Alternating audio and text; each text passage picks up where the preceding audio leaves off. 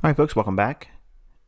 Okay, this is the first of our focused lessons, and we're going to be covering navigating time and daylight savings, selecting pairs for setups and why, and the $CAD full breakdown.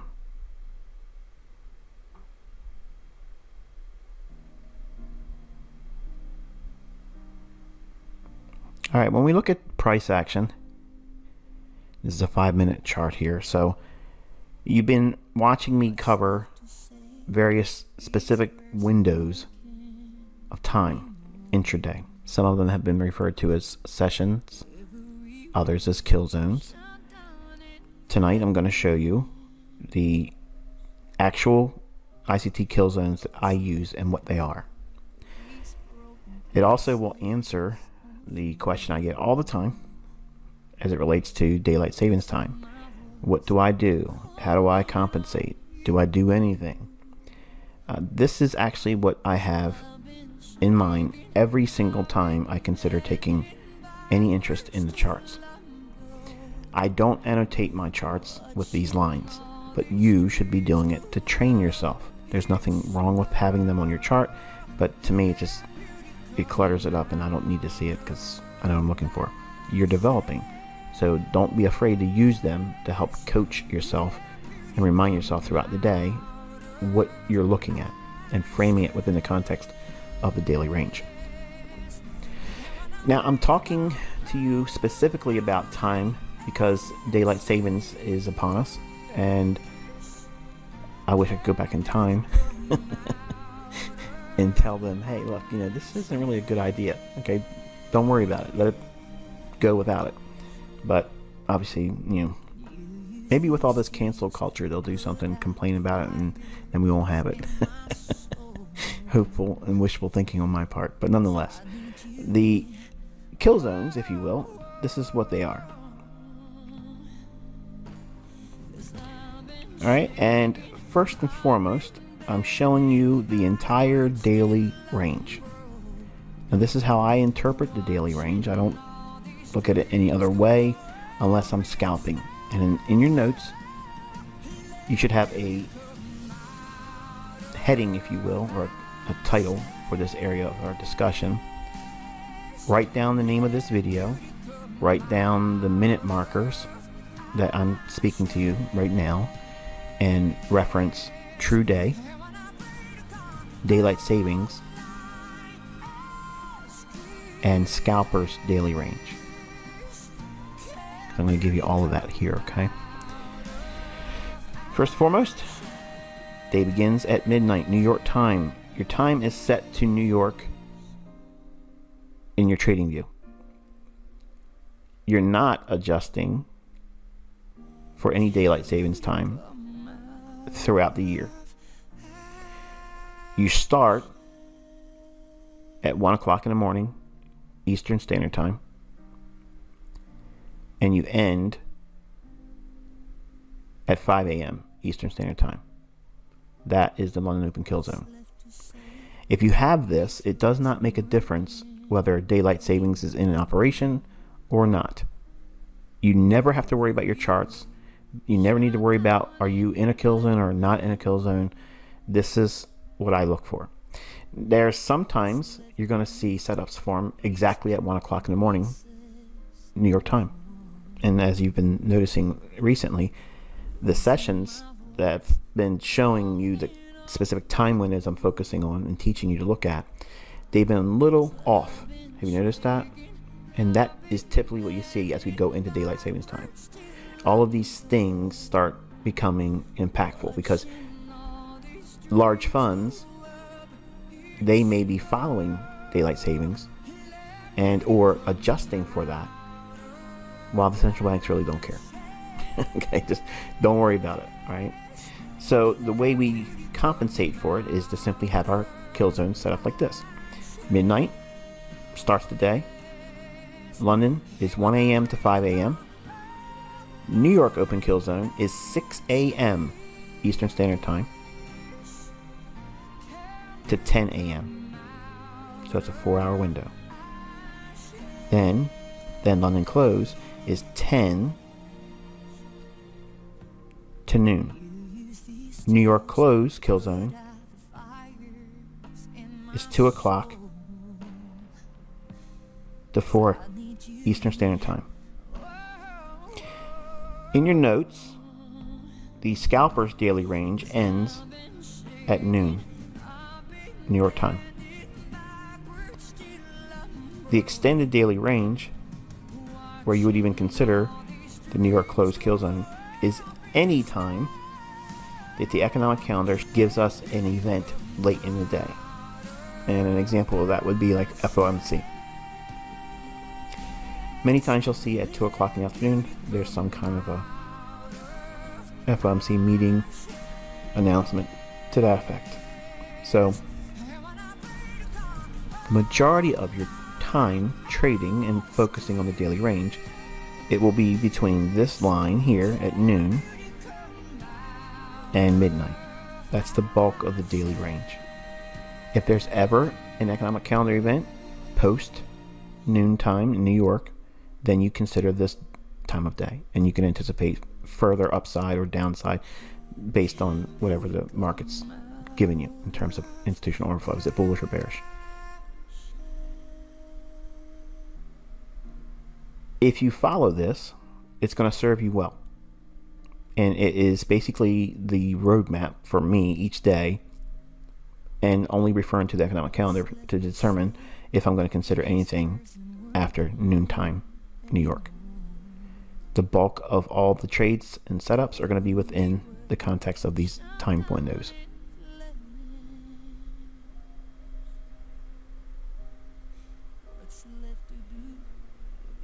All right, so I want to talk to you a little bit about how to select a pair for trading and why.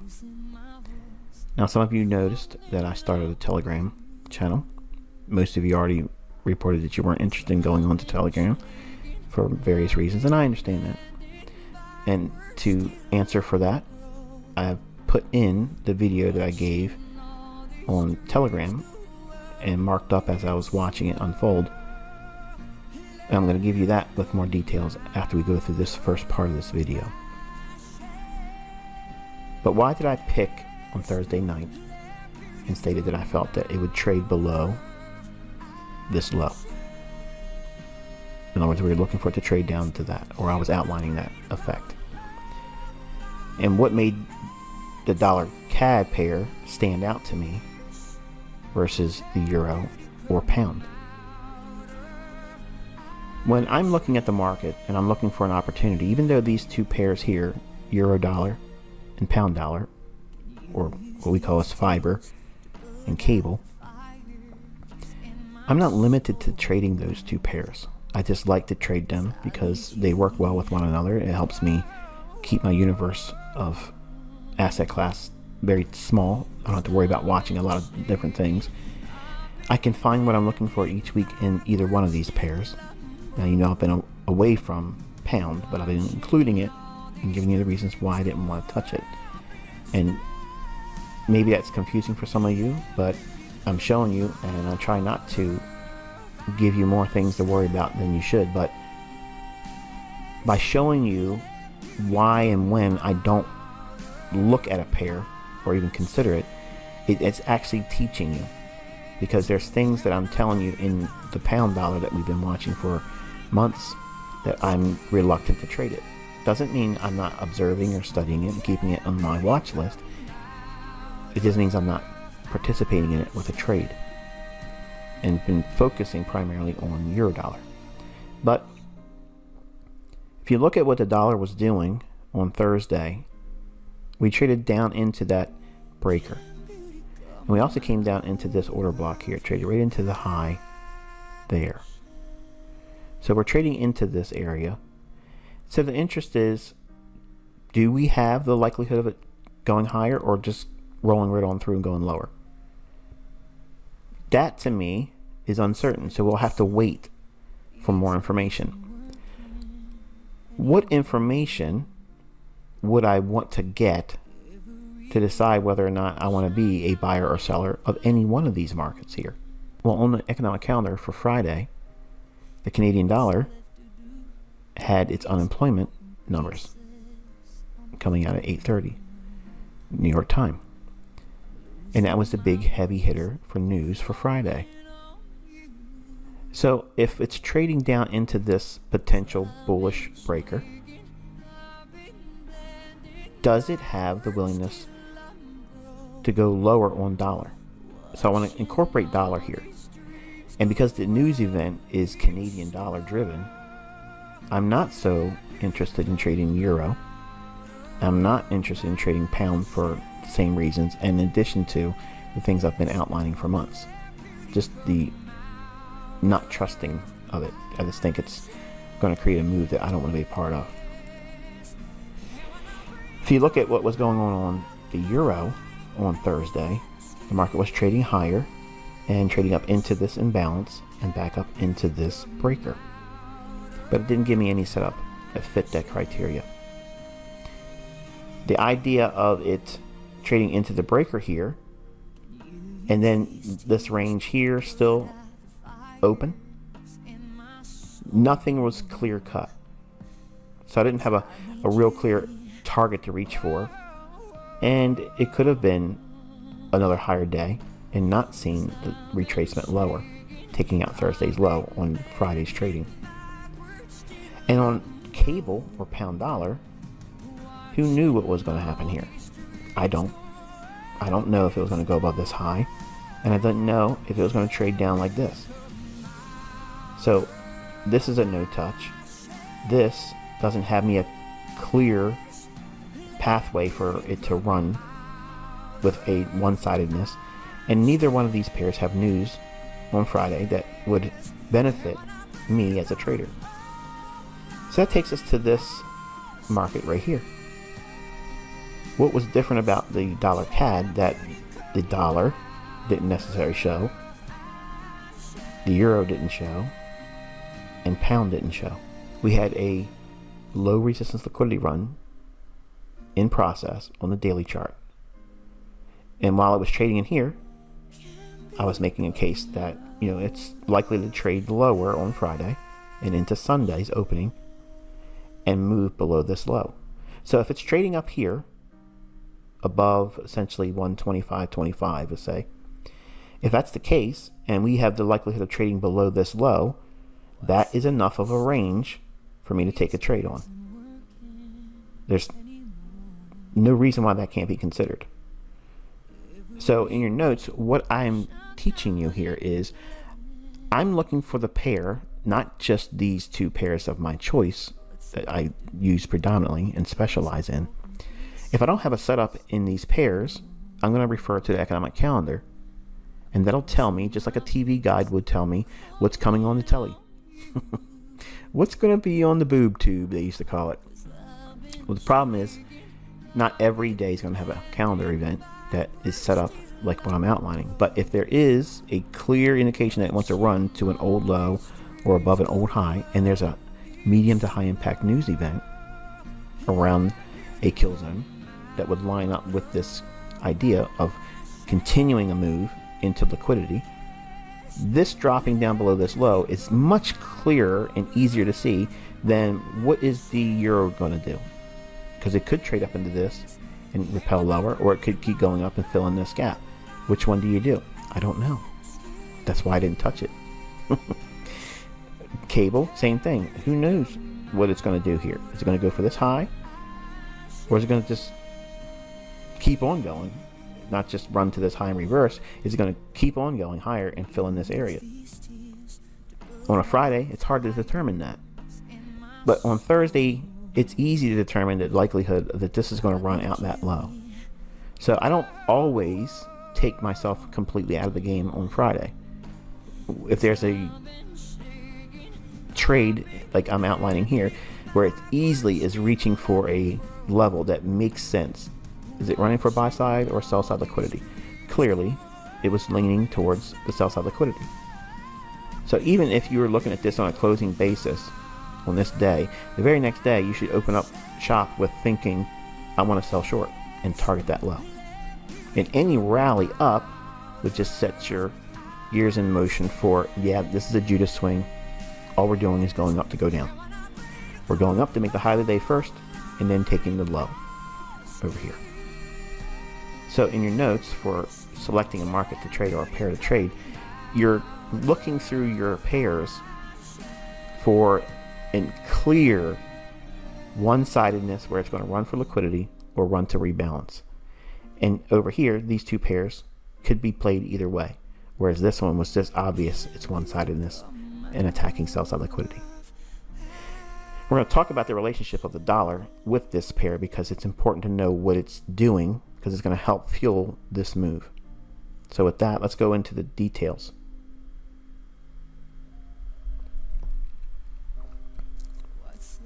All right, you can see here on the left-hand side we have a 4-hour chart, and what I'm framing is ahead of Friday, we had the fair value gap here on the 4-hour chart with a bearish order block. Up close candle, doesn't need to be a big body. Big drop down, this high to this low, extend those levels out in time. You can see we trade up into that and trade lower. This is what you would expect with the framework, with the economic calendar, as it is and was on Friday. And this level down here is that old daily low. So it's targeting that low.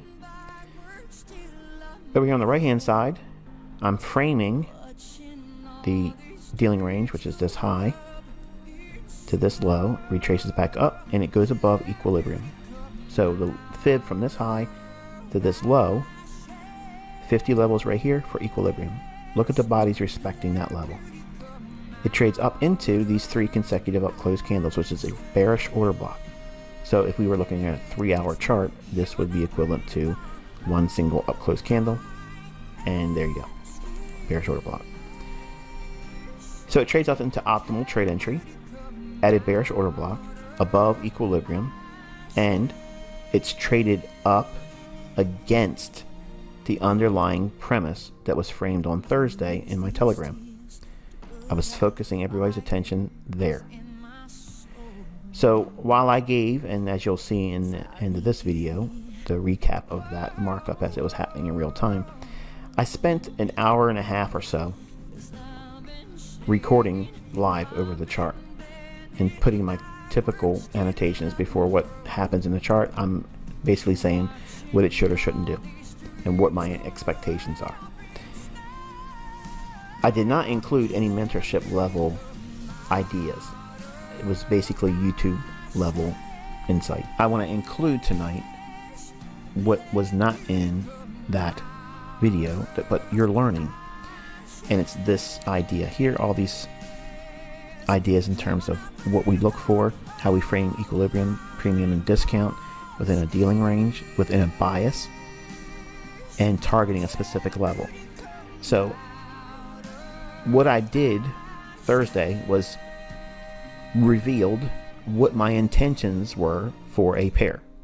Dollar CAD I called lower, and I wanted to see it trade to this level here and under it. How do you, as a student of mine, anticipate a short sell forming?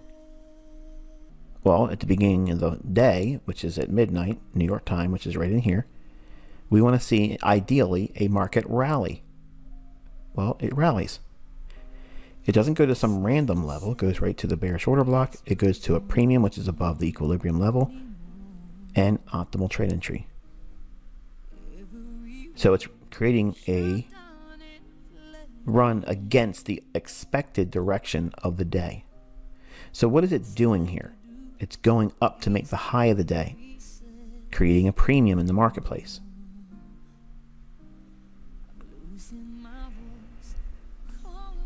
So what's actually happening is the daily institutional order flow is bearish.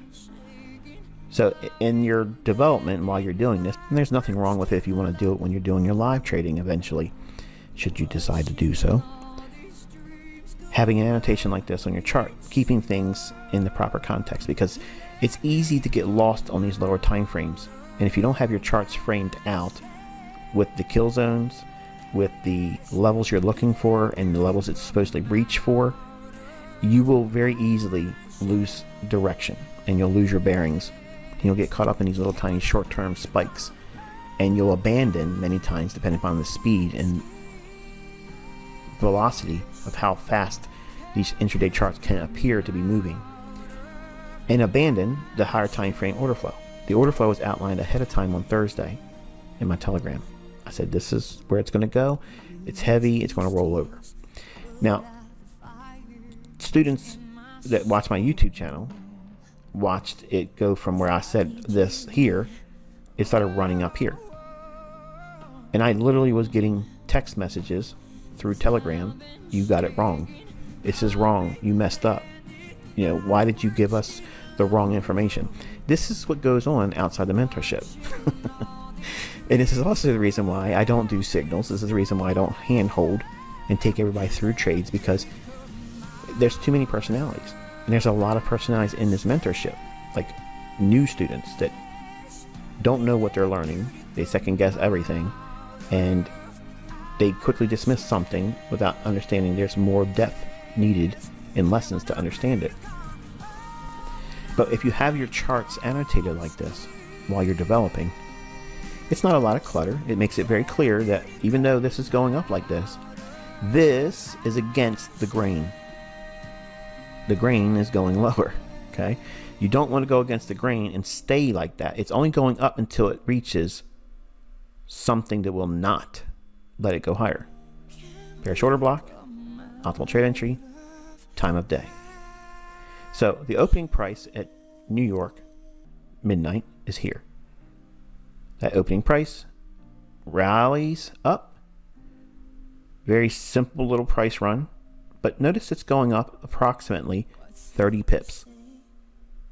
This is a classic ICT signature. This is exactly right at a baby pips level 101 ICT. The opening up 30 pips. Okay, the classic sell day. It'll open, trade up 30 pips, create the high of the day, and then trade down 100 pips. Don't believe me? Go back and look at all that old stuff and you'll see it's exactly what I just said there. The problem is when you start seeing these lower time frame charts running up like this is an hourly chart. Okay, so the hourly chart, if it's being watched on a 15 or 5 minute chart, this looks like it's raging higher. And unless you keep this perspective in mind that the daily is bearish and it's only in a rush to get up to this level to go short, you'll lose sight of everything and get caught up like retail does and buy in here. I've watched it happen so many times with developing students and a lot of folks outside this mentorship. They get caught up in that. Well, at 7 o'clock in the morning on Friday morning, my local time, I started recording the charts and annotating them, as you'll see at the end of this video. When price is above that opening price at midnight New York time, that's the ideal area to sell short. That's the ideal time. Where, at what price, that's where you use your PD arrays. This is a premium array. Initially, you want to take something or consider taking something below this low here, because this is a pool of liquidity with sell stops. So if you're selling here or looking to sell short, but targeting this low down here, you want to take something off down here. Okay, so the classic sell day or classic buy day is a double tap scenario where you get in here, you sell short, take something off here, and then take something off at your target. Boom, it's done. You don't have to manage a whole lot of partials. It's just simple. Selling short while we're up here, but ahead of New York and ahead of the employment numbers, can be a little tricky, and you might run out the London high. But you have to watch and see what the market structure is doing, and that's what I walk everybody through in the annotations. Eventually the market trades lower here on the employment number. It raids this level here, and that was enough for me to show on Telegram. There's no necessity for me to walk through the rest of the day, and it's not for them anyway. This was enough to warrant a setup that would be free level education. But ultimately it melts and trades right into our level here, below that old low. Let's take a look at it on a little deeper perspective. The swing target concept that I've been teaching you using the hourly chart, you can see here the hourly. 60 minutes is my swing trading time frame. My short-term time frame is the 4 hour. My, I guess, intermediate term price swing time frame is the daily. But predominantly I'm trading off of a 4 hour maximum, and most of the time 4 hour or 1 hour within the context of a weekly range. I'm trying to trade with the weekly range expansion. So I'm believing at this point here that the weekly range on dollar CAD is not completely fulfilled until it trades down to that low, or at least moving in that direction. And it might need Sunday's opening to be at that level or underneath it. That was my expectation up here, and what my expectation was on the Thursday prior to doing any of this run up. Right in here is where I said it's likely to roll over, and then this happens. And I can't tell you how many times as a mentor since 2016 and teaching people and asking people to pay for my time, that scenario has happened a lot. And so many people in the past have jumped the gun and assumed that what I was teaching them wasn't working, or I was talking about something that does not work or doesn't happen, that it's fake or whatever. And they just have not submitted to the process. And they are lazy. And that's offensive when I tell that to them.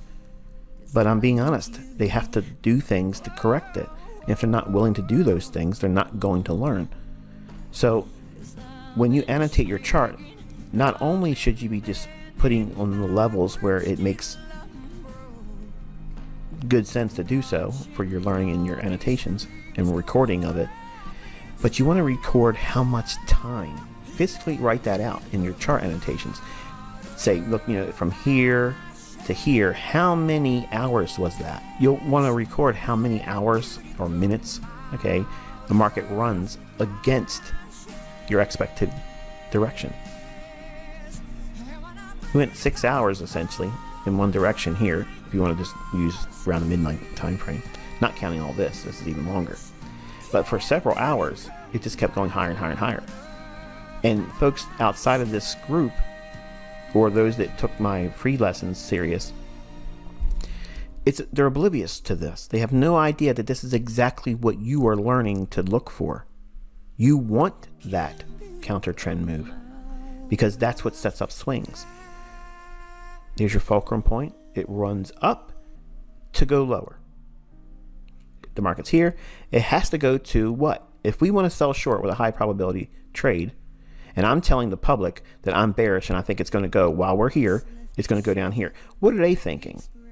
And I'm not meaning this to be tricking or a con artist or trying to hurt anybody. I'm saying my expectation is it's going to go here. But I'm saying it here. But the context is, as a student of mine, you know that there's no way I'm selling short down here. Why? Because we have already dropped down into a deep discount. What do we need as a high probability trade to sell short? It needs to go to a premium. That's all it's doing here. But the general public, they're zapping out thinking he's wrong, and trolls are chanting. I was watching them. He's got it wrong. He's got it wrong. And I'm not trying to be arrogant here. Okay, I'm not trying to pat myself on the back. I'm just saying it's amusing in some respects, but it's also very disheartening because I know some people want to believe this is going to be easy for them, and then they have to learn a lot of things. And you have seen how much more you have to learn by being in here just the short span of time you've been. But this whole idea of running up first to make the high of the day to go lower, that's my classic swing trading model. How I determine my targets, I use the hourly chart and I look at the swing up and I measure from the highest up close price or opening price. In other words, the highest body in here to the lowest body point, either close or open, doesn't make a difference. And I measure the fib like that. And then if this is the target I'm looking for, this is that old daily low, then I'm going to look for a Fibonacci level just ahead of it, or in other words, just above that level, or as close as I can, or just past it. And that is pretty much what I use for my targeting. And if you look at real close, it says that it's calling for a standard deviation of 1.5 at the price level of 1.24648. Okay, so 124.64 and 8 pipettes right here. So that's where I'm focusing. And I was focusing there, right there. But initially right here. And in teaching, I was basically saying, and you'll see this in the annotations, even if it fails to get down here on Friday, this is still likely to happen, and this will offer me an opportunity, quote unquote, to be taking partials there. So I'm teaching while it's here. I'm looking here first, but ultimately submitting that it's going to go here. And it may require Sunday's opening to get there. And that's exactly how I teach you. Like, I teach you that, but they don't get all these other details here. They just looking at an optimal trade entry. And it might get down here, and it might get down here. But they don't have all the other things that you're learning here to help me trust the fact that it's going to go there.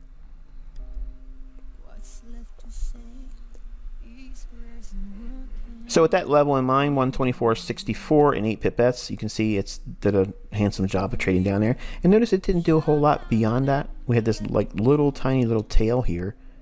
But other than that, what has it done? Exactly what I outlined it should do. It ran through initially on the numbers release to that low, retraced, and then just wilted after that. So if you look at indicators, they were flashing bullish divergence in here. And this big return higher tripped a lot of retail traders into chasing that higher. And then it just rolled right over top of them. I can't tell you how many times as a commodity trader I did this type of thing where I saw bullish divergence and it just completely evaporated. And I've had people in the past, oh, that wouldn't have been a bullish divergence for me. Okay. I can tell you in all honesty, I lost lots of money doing bullish divergence, bearish divergence, and I was looking at a lot of charts, and it wasn't me being confused about bullish divergence. It was me putting trust in divergence alone and not knowing what the market should be reaching for, like this down here. And that's what I teach you. I teach you to know what, or at least make an attempt to look behind the scenes. Where's the draw on liquidity?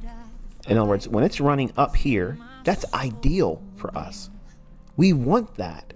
We're not second guessing it. We're not thinking, oh, I'm probably wrong, or missing a buy opportunity. We want to see this. This is exactly what we want.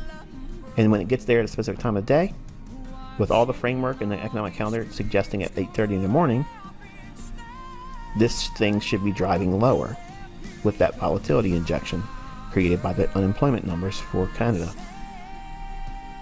Framing a logical level to take something off so that way everything is predetermined up here. Like, everything's predetermined. Once it starts trading up here, you know that this low is going to be your first speed bump. That's where you want to take something off. Because it could go down there, whipsaw, and go back up and go the other direction. It could do that. But if you got something down here waiting to take you out at some measure of percentage of what your position size is, you pay yourself. And then at that point, you don't care what happens. You have paid the trader. And then submit. Will it get down here? If you look at the time of day, it trades down to the low. What is that? What time of day is that? Exactly at noon. That's exactly the low of the day. That's the exact time I tell you when you're looking at short-term opportunities, that's usually where the day is capped. Sometimes you'll get a little bit of continuation, but it's likely to stop dead in its tracks or just before that at like 11:30, 11:45. That's why I teach you. I usually try to get out by then, many times between 10 o'clock and 11:30, because it's going to create the opposite end of the range there. And if it does go a little bit more, it isn't worth it for me to hold on to it. I have things I want to do. And if I'm trying to live my life, I'm not going to be sweating the last 15, 20 pips and worrying about a chart for 90 minutes to get that. I'm not doing it. It's just me. But it creates the low of the day at noon. Exactly how I teach. 30 pips from the opening to create the high. 100 pips over. This chart, as it is right here, you should dress up your own. Put any annotations you want to have on. record whatever observations you had here or whatever notes that you can fit from what I've been lecturing on tonight, and save this. And this is what a classic sell day is. A classic sell day is just an easy setup. They happen a couple times a month, and if you use the economic calendar, the daily order flow, the liquidity pools, this is all some of you will use for your model. Now notice I said it's going to happen a couple times a month. It's not an everyday occurrence. But if you know what you're looking for, it's just like literally taking candy from a baby. It's easy. And I make it look easy because I've been doing it for a long time. But I'm using the same rules that I've been teaching from the beginning. I'm not changing it. I'm not twisting it to make it conform to something. It's the same logic all the time. And if these markets are not ran algorithmically, controlled by artificial intelligence, and delivering is by means of that artificial intelligence, then why does this stuff keep happening the same way? To me, it's something that makes no other sense. Like, if I hadn't been exposed to what I've been exposed to, and someone else sat down with me and proposed this evidence to me, I would not argue against it. I would be easily convinced, and I wouldn't have to worry about it. And I'd say, okay, well, there it is. And I'm just going to now focus on what it usually tries to do and repeat that when it's opportunity to do so.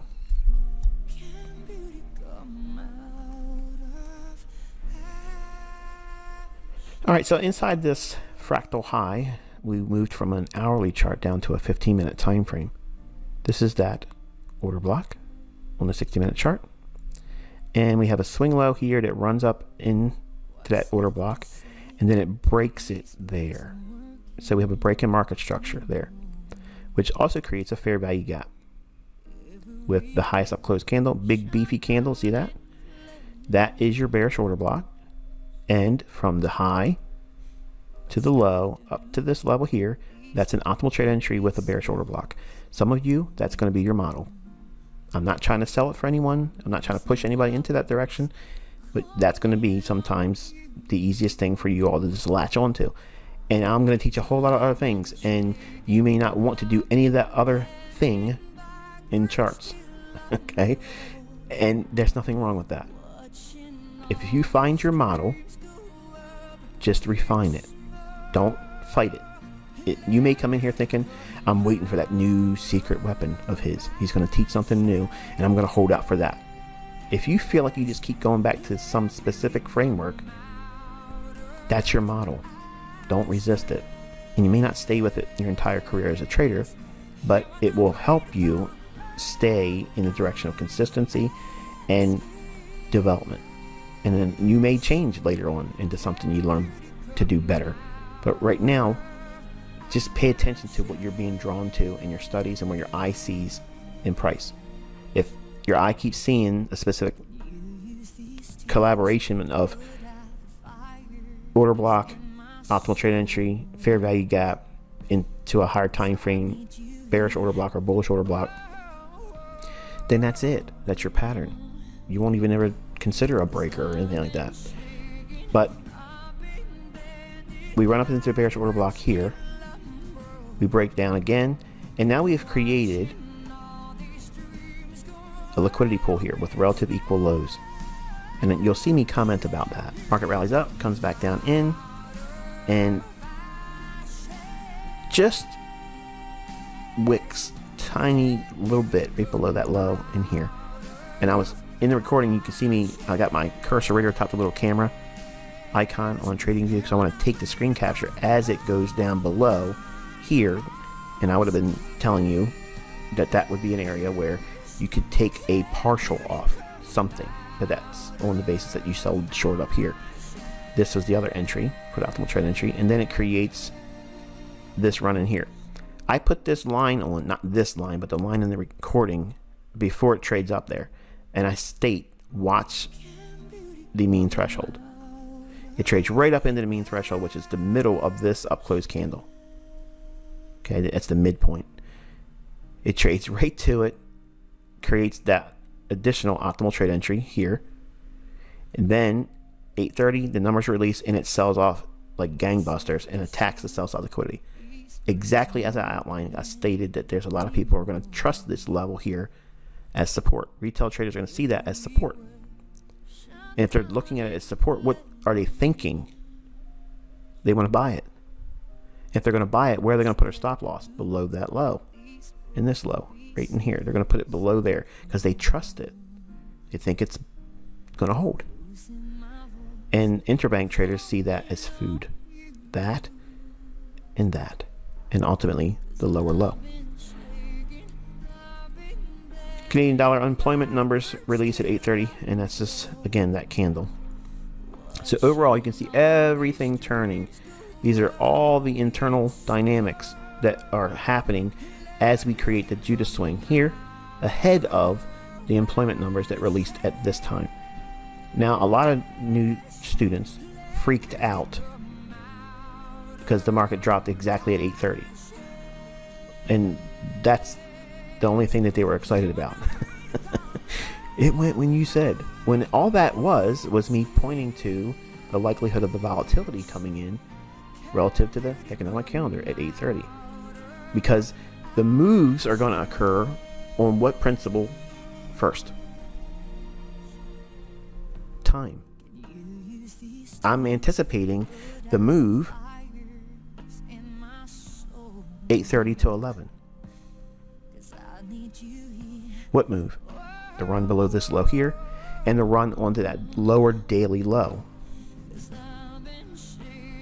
So I'm framing the whole expectation in my mind.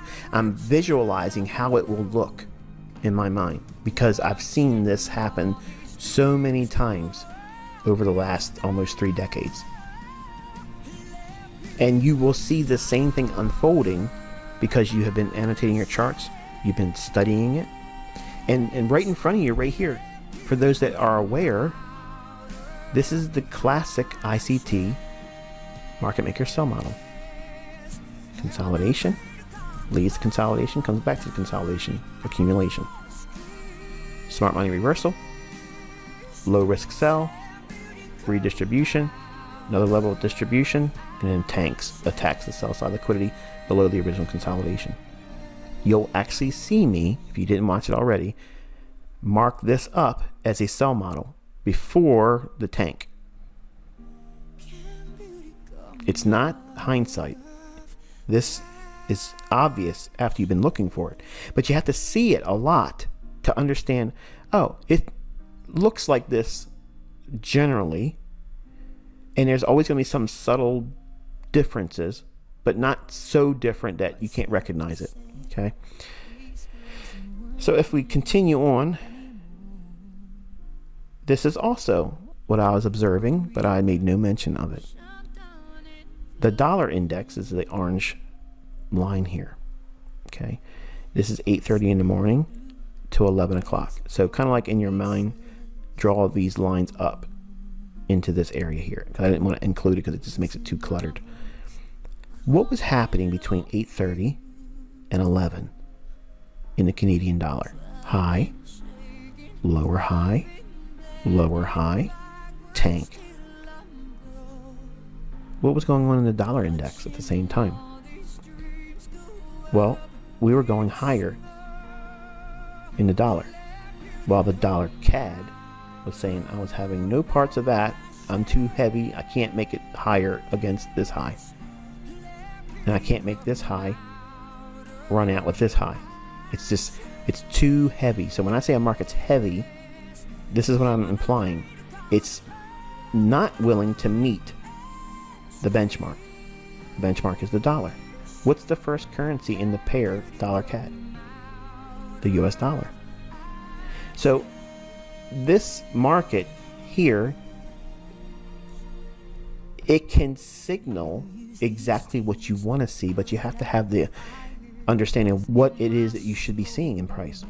If this market dollar CAD is bearish, if this pair is likely to go lower and trade down to that low here and hit this fib level, if it's likely to do that, would it be reasonable to expect the signatures in price having a high be broken like we see it here on the dollar index?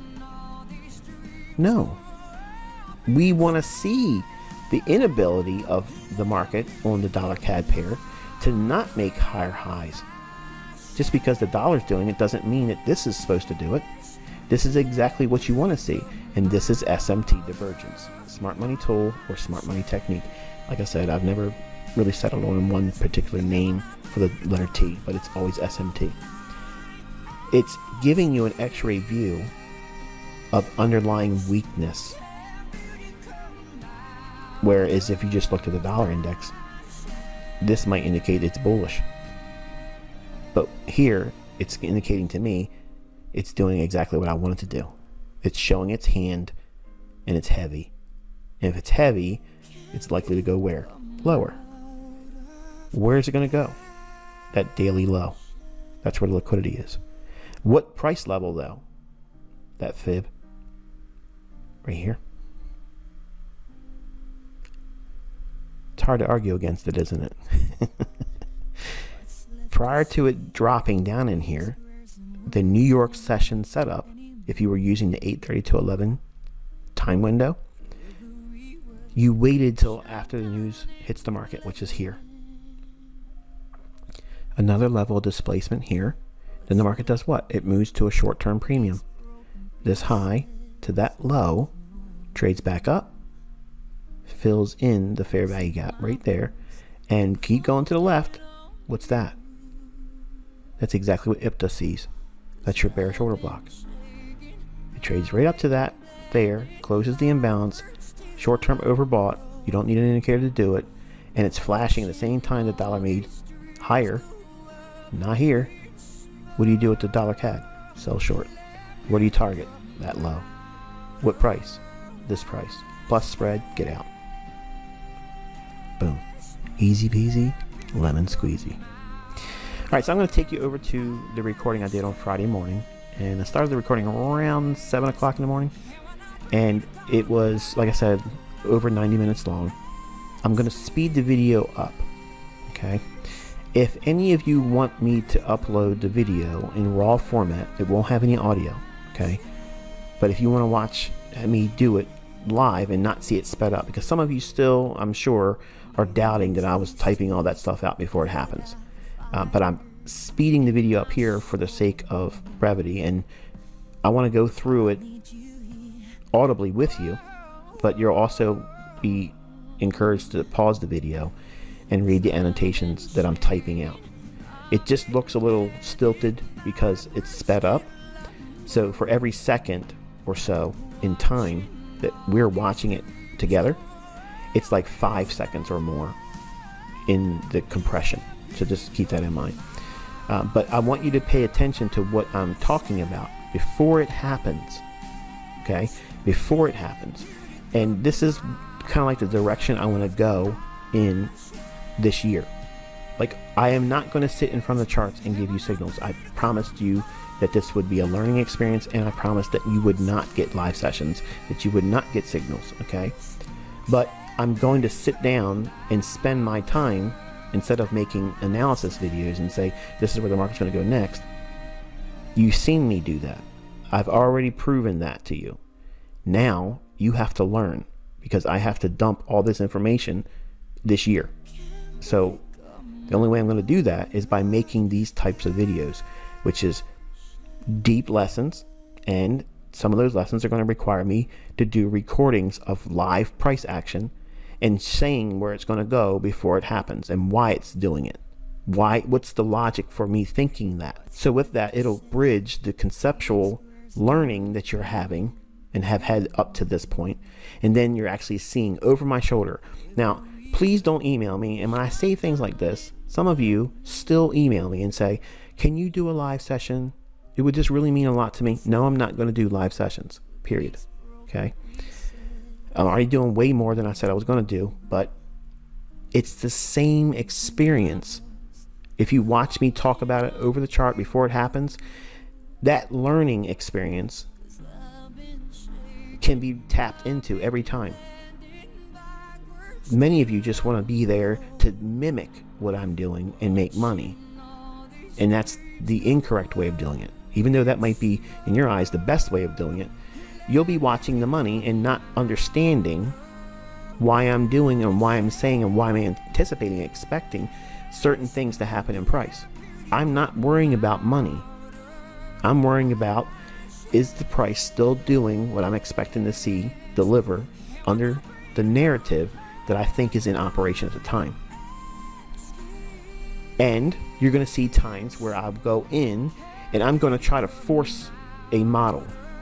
I'm going to force a model in conditions that are not conducive for that model to excel in.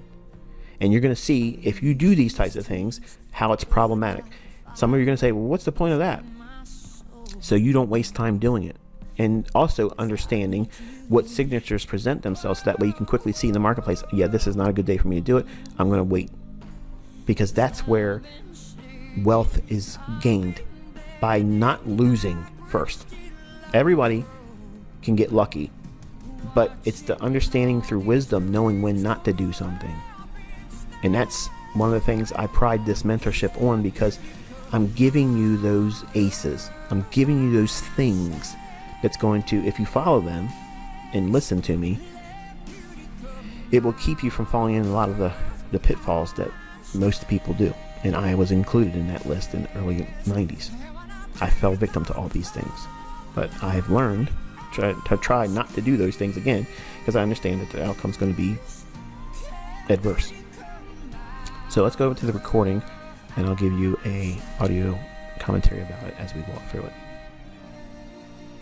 All right, so we are looking at the dollar CAD, and I'm just doing my markups, walking through a top-down, just marking the bearish order blocks, the dealing ranges I'm going to operate in, and what sell-side liquidity pool I'm using initially, putting in some optimal trade entry levels,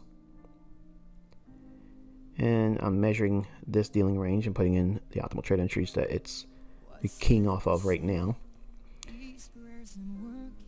And I'm basically saying, I outlined on Thursday, which was the night before this Friday's recording, saying that I want to see it trade, and no, I haven't been blowing an account. I just flashed that because a lot of people think I'm doing all kinds of other things. And I'm basically giving you the expectation that I'm interested in seeing this pair go lower, and I'm waiting for a specific time of day, which is the 8:30 in the morning New York time, because the Canadian employment numbers are going to be released at that time. So I'm showing here, this is the Judas swing. This is all YouTube based, nothing mentorship.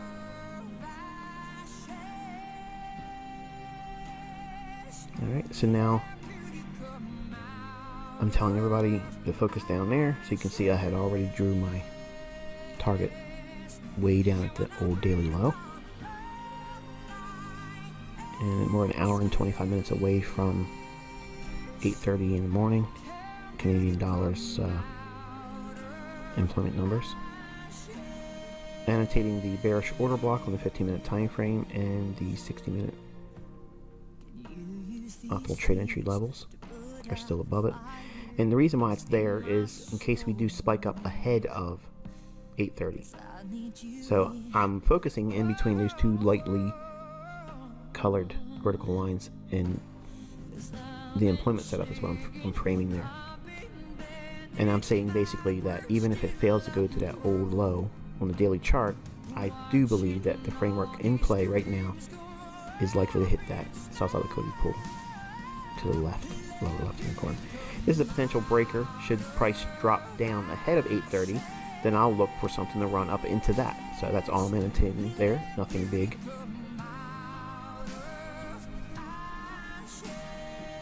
And I'm showing basically, this is how you forward test. So you're not trading with a demo yet.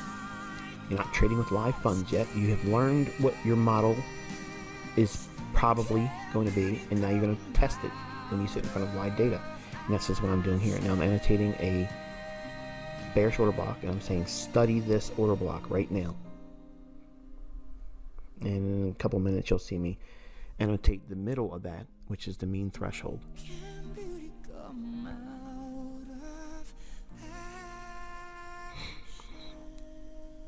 And what you're wanting to do is you want to watch and see, does price show respect of that level? Now, it doesn't mean does it stop dead in its tracks.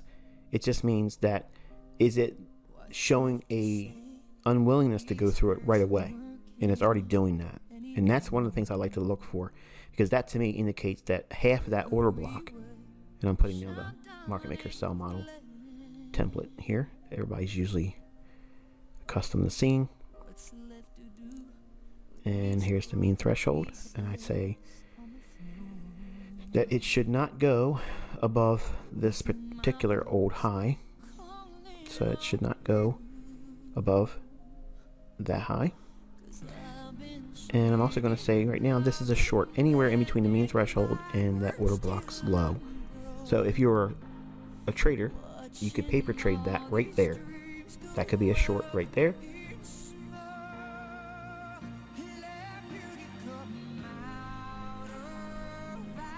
Or you can wait to see if it runs up into that mean threshold for your entry. It's better for you to find your entry between the low and between the mean threshold, because it may not hit the mean threshold. Okay, you see an initial response there. And I'm going to draw your attention to those relative equal lows.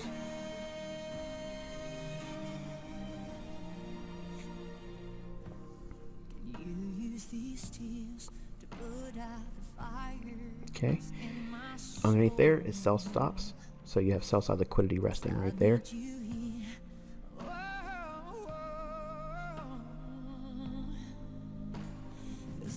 And just basically drawing everyone's attention to watch to see if it wants to drop down to those sell side liquidity pools.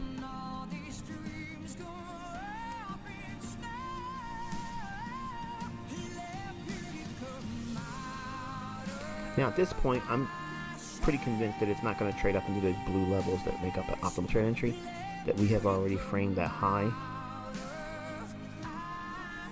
the one I mentioned that it shouldn't trade above, but it still could trade to that mean threshold.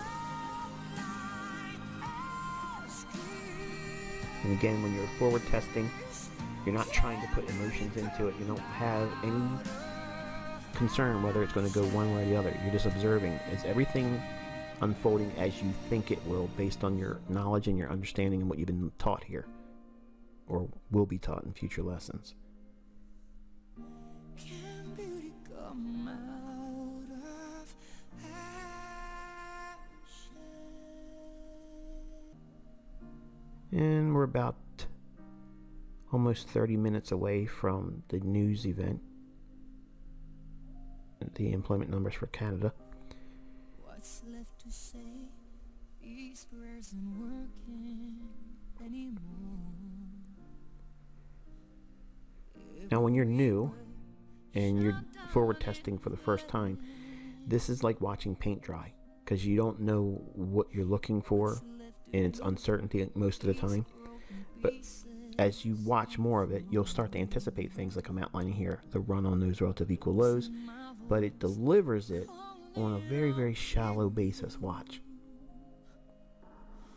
I've been shaking, I've been bending backwards till I'm broke, watching all these dreams go up in smoke. Now, if the market wants to go higher before it drops, where is it likely to go to? Back to the order block low or mean threshold. So if you did not sell short, where I was mentioning it before, you could be a seller now all the way up into the mean threshold. Your stop would be above where it says the bearish order block at 15 minutes. That would be essentially where your stop loss is, or where it would go. Right there. See how I hammered that mean threshold? Right there. That's an ideal. Like when I'm trading, I look for that. If I can get that, I will go for that every single time, with my stop right above the highest up close candle there. It's not a lot of pips. It's a really small amount of pips, but I'll use that high plus 2 or 3 pips, and that's it. And I'll wait and see how it delivers. Now, here's what we're going to watch now. We want to see, does the market give the volatility? I'm not trying to predict whether the numbers are going to be good for Canada or not. No one has a crystal ball for that. And even if that's the thing you believe is possible, the central bank's going to reprice based on what they want to do. It doesn't matter. Like I've mentioned already before, it'll always be attributed to later on that it was priced in already. Why didn't it do what it was supposed to do? So, looking at it right now, retail traders see that support level and they're going to want to buy it. And they're thinking that the employment numbers are going to drive price higher. And they want to chase what price has already been doing.